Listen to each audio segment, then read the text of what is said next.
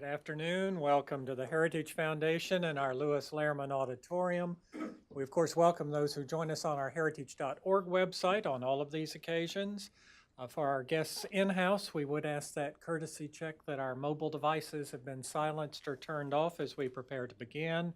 And of course, for those watching online, you're welcome to send questions or comments at any time, simply emailing speaker@heritage.org.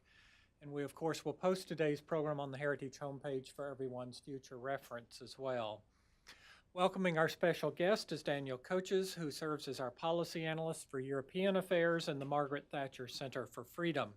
His writings have been featured on Real Clear World, foxnews.com, breitbart.com, and he has also provided expert analysis in over 100 and more radio and television appearances. He also served as a panelist at the Transatlantic Think Tank Conference in Brussels, Belgium, and provided parliamentary evidence to the United Kingdom House of Lords Select Committee on the Arctic. He worked at a nonprofit here in Washington prior to joining us here at Heritage. He was a policy analyst there, as well as the advisory board company as both a research associate and associate director. Please join me in welcoming Daniel Coaches. Daniel. Thank you, John, and good afternoon, everyone, and welcome to the Heritage Foundation on a very nice March day.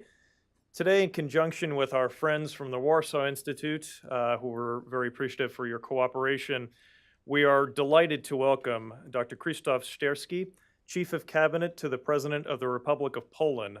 Today, you're here to talk about a very timely and important topic, the 3 Cs Initiative, which formally began in 2016 as an effort by 12 European nations situated between the Adriatic, Baltic, and Black Seas to develop energy and infrastructure ties between your countries. And of course, President Duda was a big part, one of the chief organizers of the 3 Cs Initiative, and so we're thrilled to have you here today to talk on this topic. You're also one of the chief architects of the 3 Cs, so I think the audience is really in for quite the treat. Since April 2017, Minister Szczerski has served as Chief of Cabinet and Chief Foreign Policy Advisor to the President of Poland, Andrzej Duda. Minister Szczerski serves as State Secretary in the Chancellery of the President of the Republic of Poland, and has been an Associate Professor at Jagiellonia University in Krakow since 2013. Prior to becoming State Secretary, the minister served 4 years as a Member of Parliament from the Law and Justice Party from 2011 to 2015, and from 2013 to 2014 as Editor-in-Chief of the bi-monthly magazine Arcana. Dr. Szczerski earned his PhD from the Institute of Political Science and International Relations at Jagiellonia University in Krakow, where he also earned his Master's in Political and Social Sciences.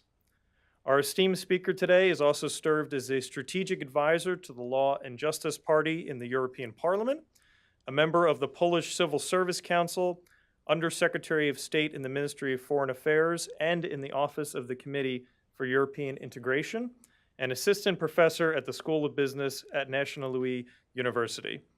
With that, it is my great pleasure to welcome to the microphone Krzysztof Szczerski. Minister.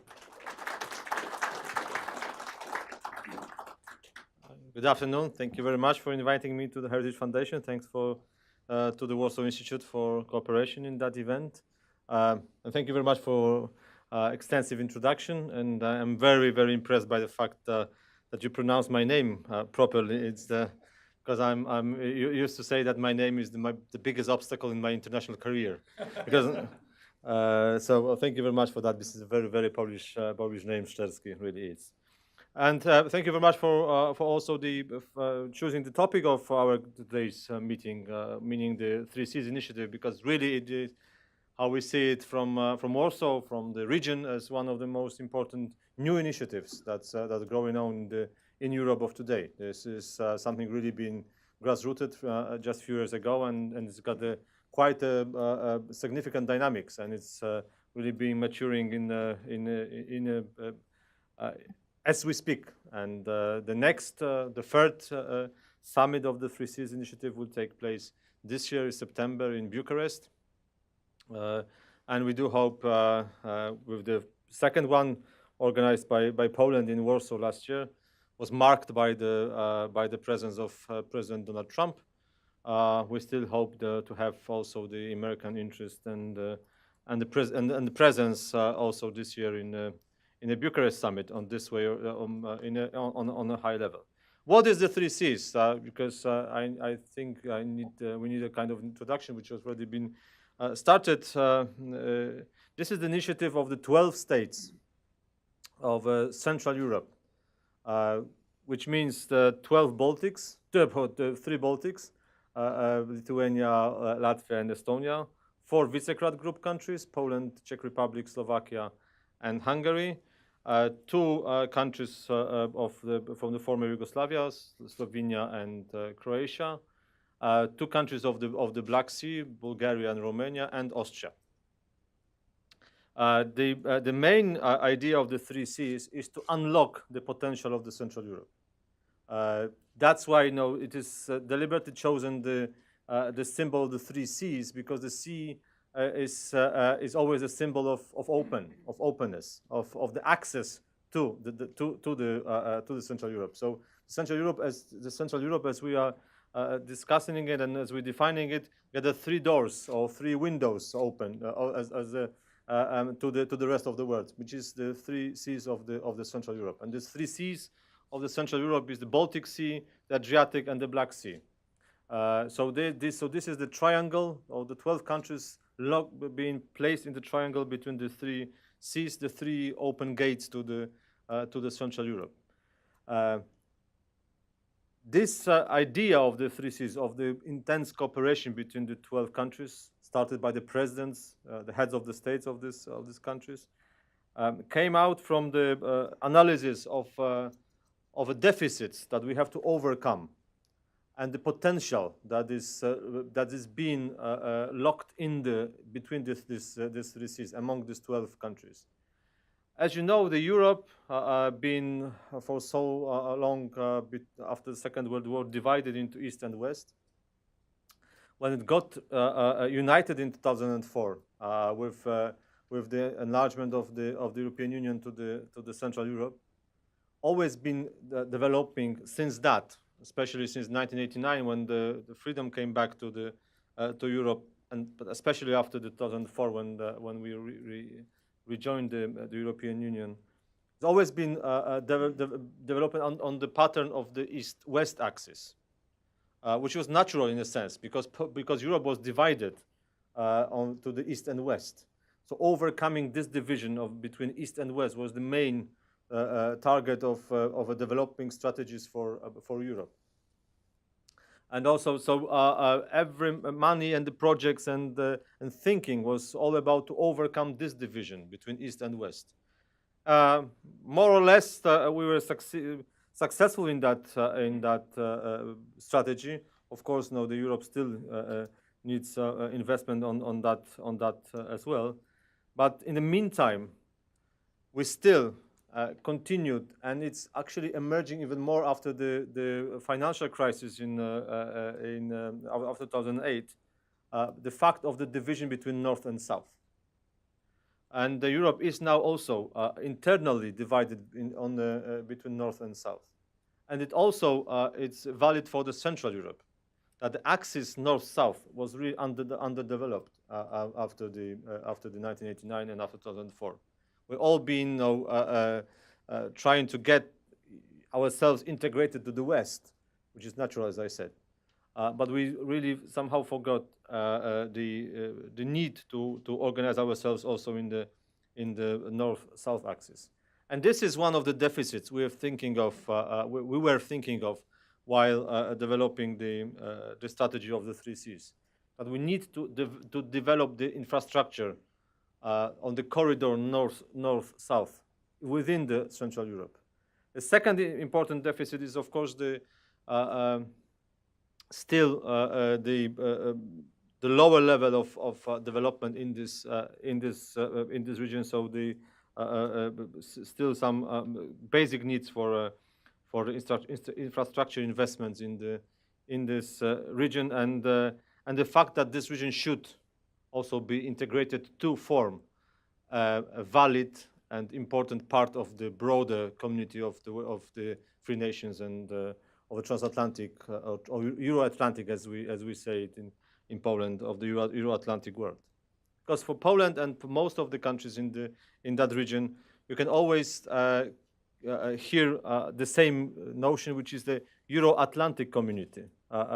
Because in some of our Western partners, there is a clear division in thinking of a European community, which is somehow, it fluctuates, of course, but from time to time being not only regarded separately from the transatlantic community, but somehow even contradictory to the transatlantic bond. For the countries of Central Europe, it's always been talking about the Euro-Atlantic community, which means this is, for us, this is the unity between the transatlantic bond and the European integration, that it's only valid when it's supportive one to another. That's why we think that the Central Europe should and must be the valid part of this Euro-Atlantic community, and it can only be valid part of the community while it's developed enough to be also the economic partner and a good business partner for the rest of the this Euro-Atlantic partnerships. That's why, and this is another very important part of the message coming from 3Cs.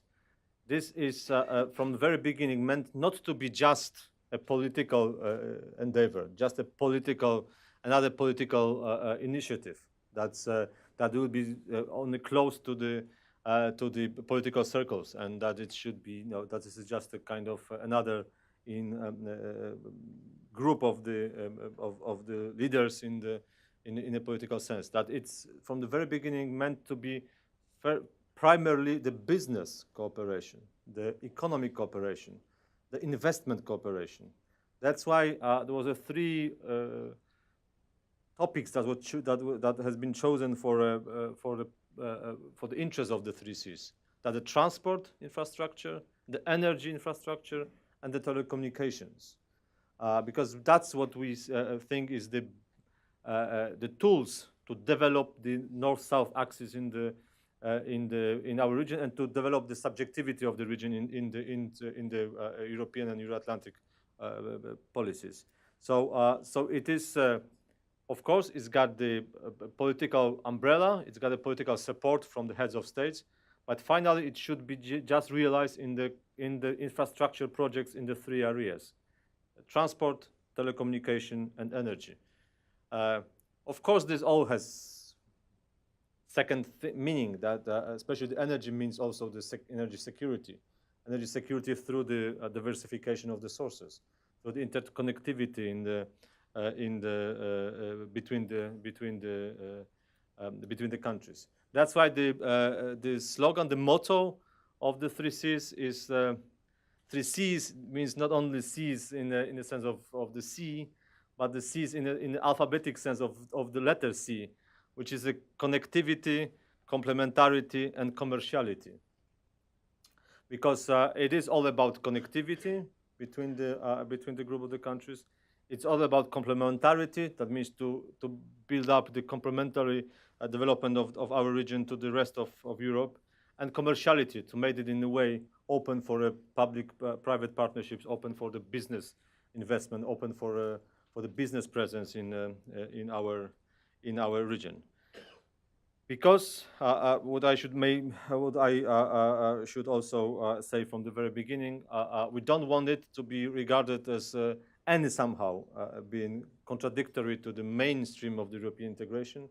The 3Cs initiative is only grouping the EU member states, because we really want to have this within the European Union. So within as the complementarity sense of the complementarity as we understand it, that it is within the EU countries, which means, of course, which then puts a bit of tensions in the region, because we got the application from the countries outside the European Union to be the part of the initiative, but so far we wanted to be limited to the EU member states, just to show that this is not the new regional organization that is somehow exiting ourselves from the mainstream of the European integration. Just the otherwise, it is within the EU, within the Euro-Atlantic community that we want to develop our own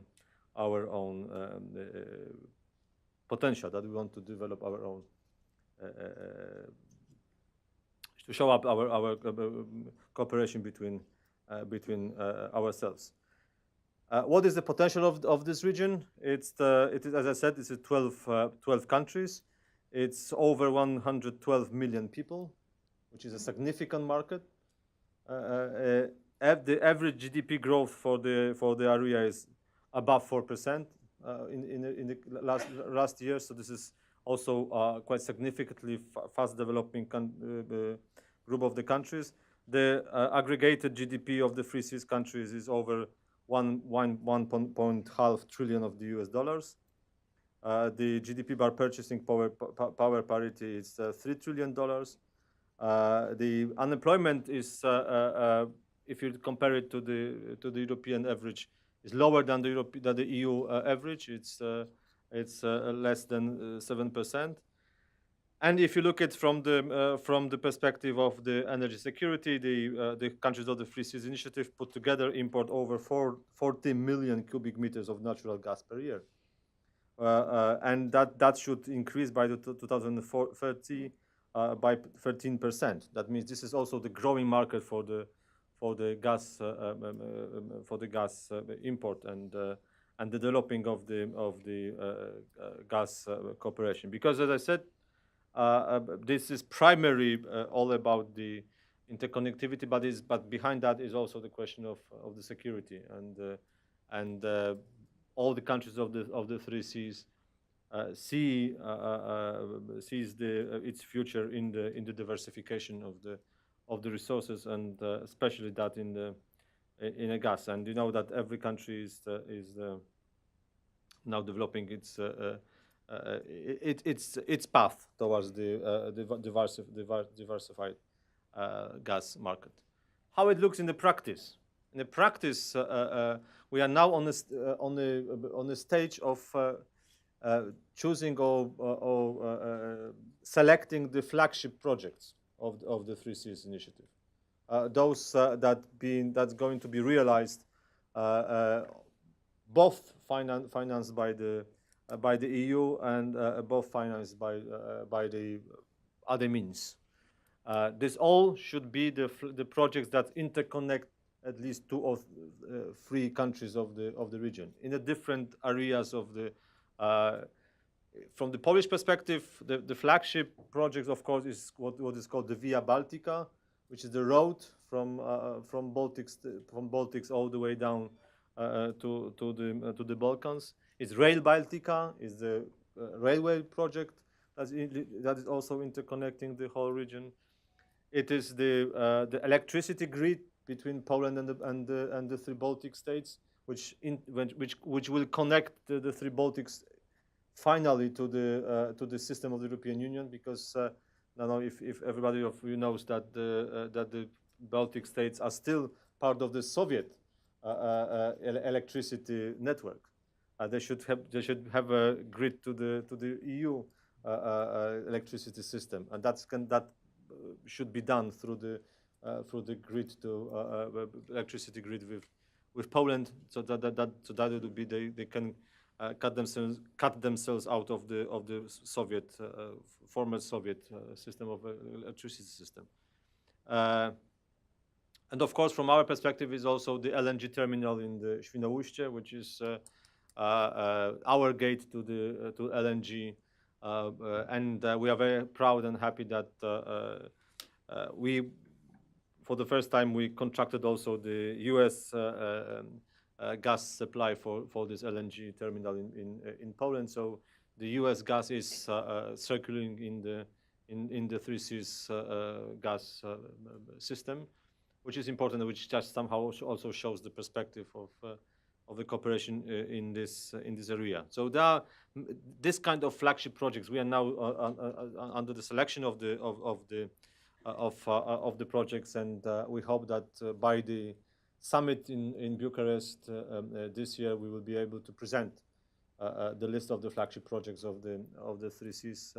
And then we are also working on developing the financial tools for realizing this project. So I said this is there are different now things in the pipeline on building up not only the EU funding for that, but also to attract the external funds for these projects. In the same time, from the organizational point of view, structural point of view, the Bucharest summit should bring out this 3Cs initiative business forum, and we even think of organizing the sort of 3Cs business council that to group the chambers of commerce from the 3Cs countries, but also to open this business council to the partners from outside. And of course, there's also one more feature of this initiative that I think is worth mentioning, is the fact that we are not talking about the vacuum. There's never is a vacuum in the politics. It's always someone interested in this or other region. And I think the Central Europe is the part of Europe that needs a genuine interest from outside partners. Sometimes this interest is not very much welcomed, but it of course is. Now we are hosting now the U.S. Army in Poland, both under the NATO flag and under the U.S. flag, and we keep on joking that this is the first foreign army that are welcomed to Poland in the last 300 years. So sometimes this interest is being paid against our will, but still it is. And you should know that if you look at the development of the Central Europe, there is a huge interest being presented and realized from our Chinese partners. And there is under the name of 16+1, so 16 countries of the Central Europe, also those outside the EU, plus China. So our Chinese partners are already in the region.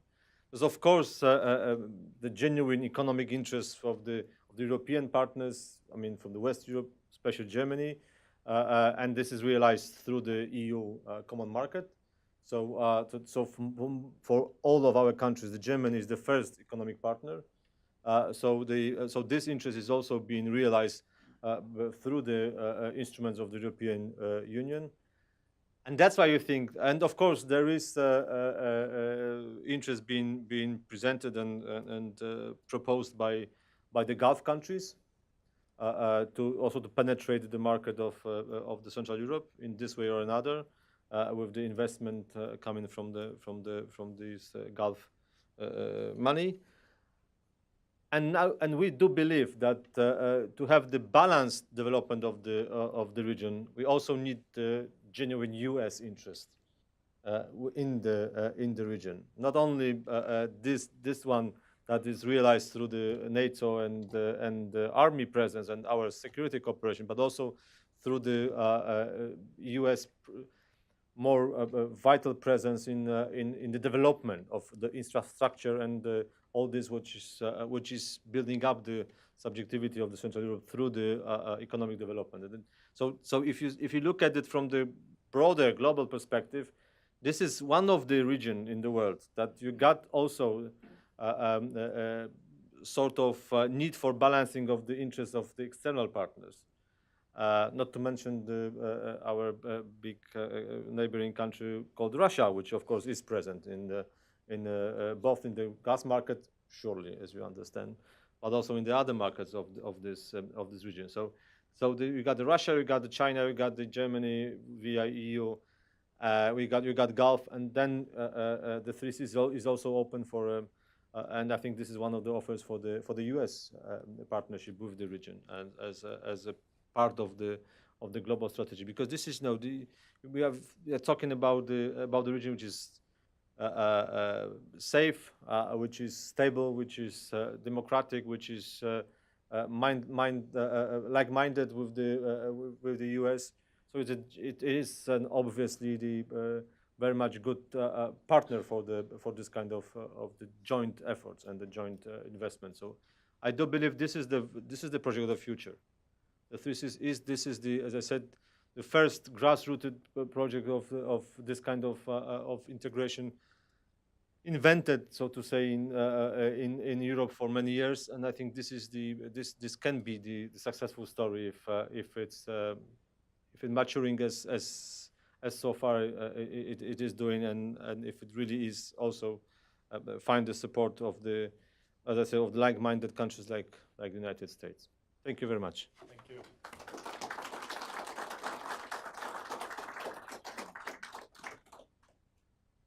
Minister, thank you very much for those informed and very thoughtful remarks. I think there's a real palpable sense in your remarks today about the what can be the success that the 3Cs initiative can bring to the region, and that's of course a benefit not only to your country but also to the United States, I think, and our strong partnership with Poland. Perhaps if you permit a few questions from the audience. I think we have microphones. If you just, when I call on you, just please state your institution affiliation and name and a short question. But perhaps a question from myself to begin. There was a report last year from Price Waterhouse and the Atlantic Council about 3Cs. And it noted that the countries of 3Cs account for 28% of the EU's territory, 22% of its population, but only 10% of the GDP. And I thought that those numbers were quite striking. In this 3Cs initiative, I imagine that as the differences between Western European EU countries and some of those in the East start to shrink, presumably the political influence of those nations taking part in the 3Cs will also rise in addition to their economic heft. How do you see that, and do you see that changing the political dynamics within Europe over the next decade? And what role do you see Poland playing politically in this transformed space? Thank you. Should I answer immediately, or should we collect the questions? Perhaps we'll just take one at a time, Right. if that's okay with you. Yes, please. Whatever's comfortable. You can. This is a very, very interesting, and of course the question that is worth another seminar about the internal EU dynamics. The problem is that what we really see as a problem in that case, because of course, as you said, there is a question of mix between the economic and the political influence of the different regions of Europe. The real concerns are two, I would say. The first is that because of within the debate of the future of Europe nowadays, that is starting in the EU, again, there is a tendency of the certain countries of the western part of our community to bring back the division between East and West, just contrary to what we achieved after 2004. And we, surprisingly, we start hearing the same kind of stereotypes that used to be vocal in the just before the integration of the Central Europe to the European Union in 2004, like saying the cheap labor force in the East, that we should somehow bring back the borders within the common market, not to be open for dumping of the labor dumping from the East or something like that. And this is just exactly the contrary to the idea of the European integration, because our countries actually, we are benefiting from the common market, and we are the guardians of the common market. Paradoxically, we are the guardians of the common market now within the European Union, against those who are trying to be more protectionist within the European and using the instruments of the European Union to influence the free movement of people, free movement of goods, bringing back this stereotyping of the East-West division. So I think this is the signal coming from the Central Europe within the European Union, that we want to be to save the common market within the discussion of the future of Europe, especially nowadays when we are on the edge of Brexit, so the European Union will lose the voice, this liberal voice, economic liberal voice of London within the internal debate of the also in the question of the global trade, which I think this is a hot topic now in Washington also. But the advocate of the free trade, the advocate of the free market, which London is always playing that role, we could soon lose it, and it cannot be replaced by the protectionist voice of the other capitals. We would like it to be saved also by the Central Europe as those which I think is now we used and we want it to be guaranteed as I said, this is what we benefit from. So I would say this is the political dynamics which is important from our point of view, that somehow we see this. And the second important problem is that European Union, looking from outside, looks as a very integrated area, but we still have a very important division lines within the European Union, or the borders within the European Union, especially with the two groups of the two internal groupings are really dividing Union, because not all the member states are part of it. One is the Schengen zone, which is the free movement of people. Some countries from our region is out of the Schengen zone, like Croatia, like Romania and Bulgaria. And then there's a Eurozone. So the Schengen zone and the Eurozone. These are two inside groupings of the European Union, and both of them, both the Schengen zone borders and the Eurozone borders, actually are dividing the Central Europe, because most of the western part of the European Union, they are all members of both the Eurozone and most of them, both of the Eurozone and the Schengen zone. In Central Europe, this is different, because part of us, both the Eurozone and the Schengen zone, is dividing Central Europe. So we need to secure also the cohesion of the European Union, even if there is this tendency to build up the internal first group of the countries, or the internal grouping of within the European Union, because that would really divide the Central Europe again. If this internal core European Union would be organized within the borders of Eurozone and Schengen zone, this will be very divisive for the Central Europe. So we have to keep this this unity against this tendency to build up the first, second, third speed Europe, build up of the internal groupings of internal borders of the European Union, because that's would be very harmful for our part of Europe. Thank you for that question. Yes, perhaps over here, please. Yes, thank you. My name is Mike Gonzalez. I'm a senior fellow here at Heritage. Earlier this week, you met with Kurt Volker, the special envoy for Ukraine negotiations. Yesterday in Warsaw, he said that he thought that Russia might make peace and get out of eastern Ukraine. Does Poland share his optimism?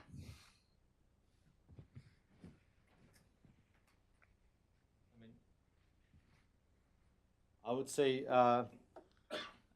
as close you are to Russia, the less optimistic you are about the Russian, because we just don't have only analysis; we got also experience of neighboring this country. So unfortunately, I do believe that the strategy is to keep the instability as long as it is possible.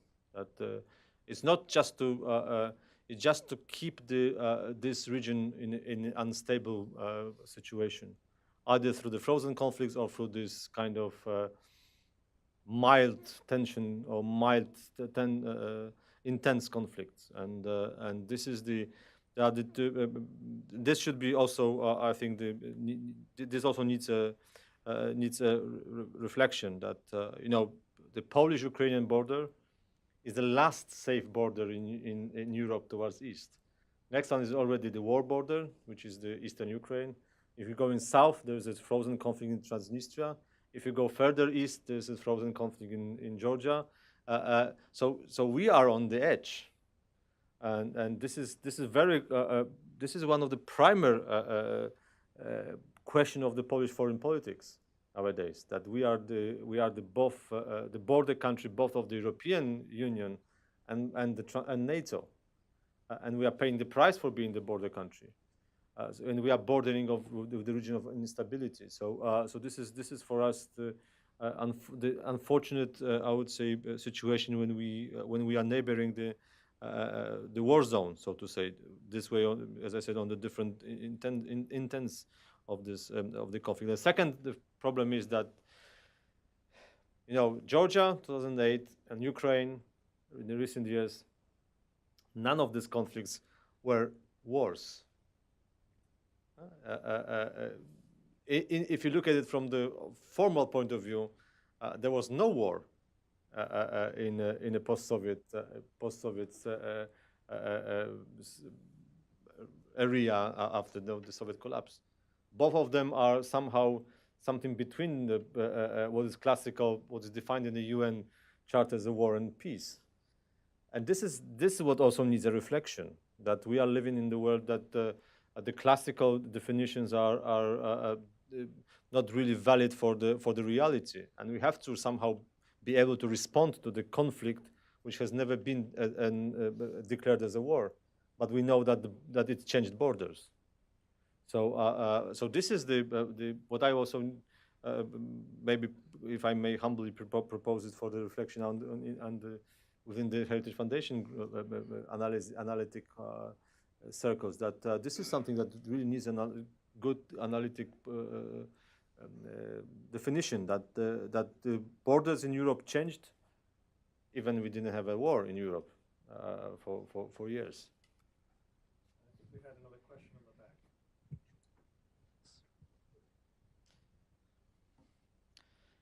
Yes, hello. Niall Gardner with the Heritage Foundation. Thank you very much for your excellent remarks. A question for you. Of course, Poland is a crucially important ally for the United States in Europe today. Could you talk about the present state of U.S.-Polish relations, especially the relationship with the Trump administration, and also if you could discuss the ways in which the United States and Poland are cooperating together closely in terms of addressing the rising Russian threat opposed to Eastern Europe? Thank you. Right. Again, the next seminar then.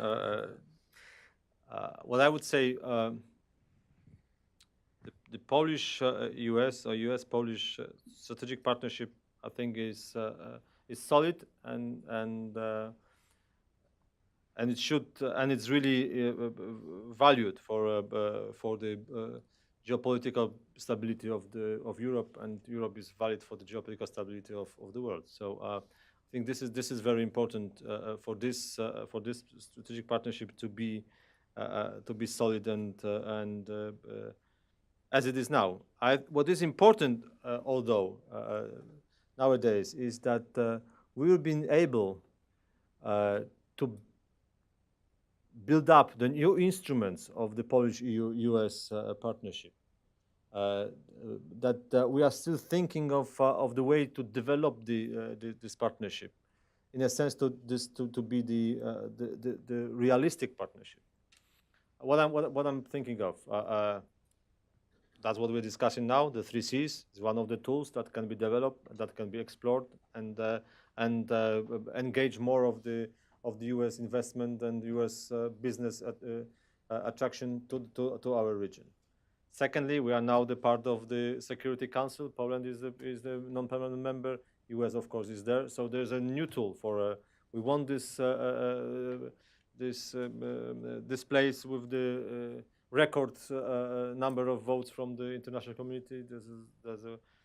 So we are now partners also in the Security Council. Then the U.S. presence, military presence in Poland under the NATO flag and the American flag is a new development that makes our partnership even more, I would say, everyday experience. And we are still building the base for the missile base in Poland. So this will be another infrastructure development of the Polish MDI, so of the Polish U.S. partnership, and this got this LNG terminal and LNG supply for Poland, contract for Poland. This opens up the new channel of the partnership in the energy security between Poland and US. So this is still, there are still new initiatives within the Polish-US cooperation, which is, I think, this is the most important development in the recent years. It's not just the kind of keep on declaration of this partnership, but we still. This is the living partnership. So there's still new initiatives, new ideas that are circulating between Washington and Warsaw, which I found the most important. And I do believe that all the other questions that have been posed within also within the political dialogue between Poland and US can be resolved and can be discussed. And it's good that we are having open discussions, and it's good that because we trust each other, we can discuss all the issues. It's not. This is the trustful dialogue, and this is which is the most important. Because when you trust each other, you can really even have a very sincere positions, I would say, and discuss them. And I think this is the trust it is still here between Poland and US, and this is the most important part. Sir, in the gray jacket. Thank you for your comments. Steven Stoltenberg, I work at the State Department. And you mentioned a flagship project for the 3 Cs, this electricity interconnector between Poland and the Baltic states. We've learned from our Baltic partners recently that Russia is very rapidly building infrastructure in Kaliningrad Oblast and also in Russia itself, which will allow Russia to unilaterally disconnect the Baltic states from its electricity grid by 2020, whereas the Baltic states are likely to make the connection with the European continental grid by 2025 at the earliest. So that's a 5-year gap or vulnerability. I'm wondering, since you have mentioned this as a flagship project, would Poland advocate accelerating that project to address this vulnerability? Thank you very much for that question. Because of the nature of the negotiations, I can really not reveal what we are discussing now. But we are very much aware that the time is important. Time frame is important in that project. That we are very well aware of that. That this is also the kind of the timing, as I said, is a part of the success. So yes, we are aware of that. Yes. At the Institute of World Politics, you mentioned that the Schengen zone and the Eurozone divide European Union. Would you advocate for the introduction of euro in the group that you are creating at this point? With the euro, the question of the euro, as we see it from Warsaw, is a purely economic question and a pure economic decision. It's entering the eurozone is the decision that should be made on the economic factors. That's why we don't want it really the internal reform of the eurozone to put the extra pressure on the non-eurozone member states to join the eurozone against their economic interest, because it should follow the economic interest of each of the member states. Poland is because, as you said, within the European Union towards the eurozone, there are 2 different set of countries. There are countries like Denmark, which got an permanent opt-out from the eurozone. So they are not going to join the eurozone. They not even are asked to join because they got permanent opt-out. The Brits was the other one, but they are leaving. The Swedes are potentially in, but everybody knows Sweden would never join it. Poland is one of those countries who formally are the part of the eurozone, because this is in our accession treaty. We just got the derogation, So this is just so we are the part of the Eurozone. That's why we are interested in the internal reforms of the Eurozone, because potentially we are the part of it. And formally we are the part of the Eurozone. But we got the derogation. That means we got the non-permanent opt-out from that. So we wanted the Eurozone to be to reform inside, so to be stable, to be the good trading partner within the common market of the European Union for us, because of course this is the biggest trading partner of the Eurozone member states, by far the biggest economic partner within the European Union of us, but not to put extra pressure on us to join, because if they would come, then it would be done under the purely economic data factors, because joining the Eurozone is a complete, it's like Big Bang in your economy, because everything is re-evaluated in the economy, starting from from the property up to the salaries. Everything has got a new value. So even the question of the rate of this re-evaluation is a huge, because this really changed everything. If you imagine that this really like re-evaluating everything you have, from your car to your cat, and from your cat to your salary, everything will have a new value when you join the Eurozone. So this should be really done very vigilantly. Thank you, Minister. I think to keep the trains running on time, we'll take a final question, Mr. Kim, and then I'll perhaps ask closing. Thank you, Daniel. Anthony Kim with the Heritage Foundation. Thank you, Mr. Secretary, for wonderful remarks. President Trump hasn't tweeted about this 3C initiative, but we do know that he is very much keenly interested in this. He attended a conference last year, so he basically conveyed his personal support for this great idea. And congratulations on that. To me, as a person who follows trade and investment issues, next step seems to be how to elevate the current stage to the next level. That means real dollars and transaction between United States and these 12 countries getting involved.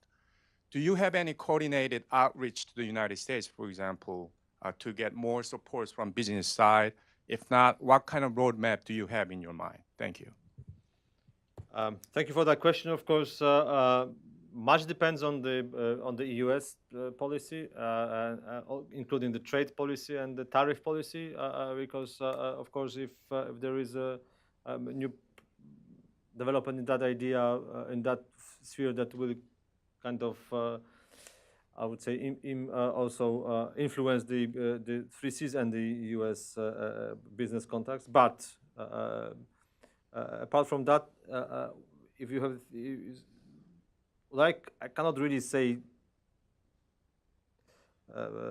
it or declare it too extensively now. But yes, we got a very precisely build up the road to the September summit, to present and to propose at the September summit the practical instruments that can be used also for the U.S. investment funds and for U.S. equity funds to get into the 3Cs in a practical way. That's what I can say now. Thank you. Perhaps a final question for me. The gentleman here trying to get the question. Yes. What can Poland do to stop the destabilization efforts in the media? So, for example, in national member and state protests, Washington Post, New York Times, and Huffington Post reported that were name-calling, very similar to that what was happening in Ukraine during the revolution. I mean, I hope it's not sinister, but how can Poland defend itself from that? Now, this is we'll soon.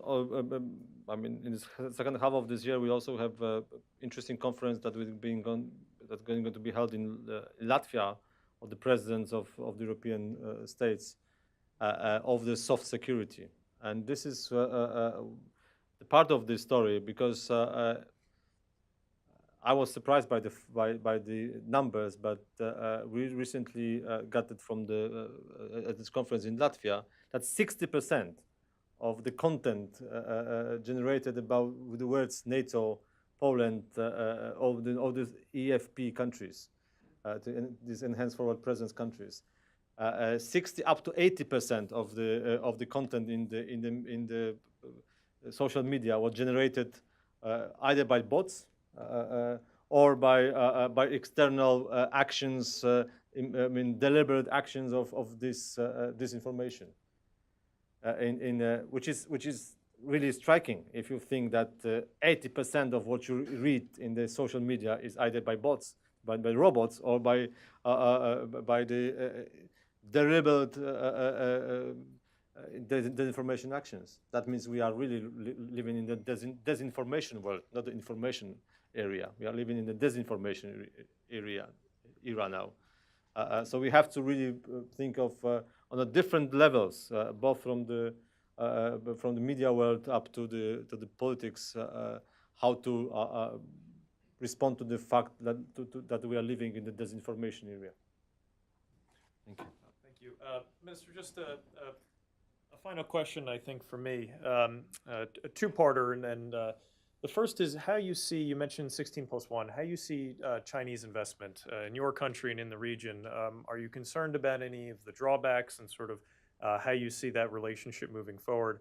And then the second one, your question, sir, reminded me of, so Poland, of course, one of 6 countries last year that actually met the NATO benchmarks for spending. And obviously, this has been something that's been a big part of the Trump administration's agenda within NATO. And how do you see us moving other European countries in NATO to meet those 2% and 20% benchmarks in spending? Thank you.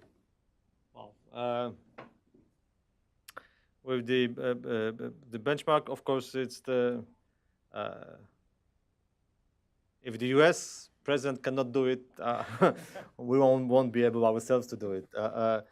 We're just setting the good example, and this is how we can influence the others, by setting the good example. And I think we are doing that because we really understand the need for modernization of army, and I think we are doing it in a smart way. To the Chinese, no, we are as a country, we are open for partnership. We are not for sale. We are working for partnership, and unless the partnership is proposed, then it's okay. But we are not the countries for sale, and so this is the most important benchmark in the cooperation of 16+1. Thank you. Well, with that, I think that we're unfortunately out of time. But if you'd all please join me in thanking Minister Szczerski for his wonderful remarks today.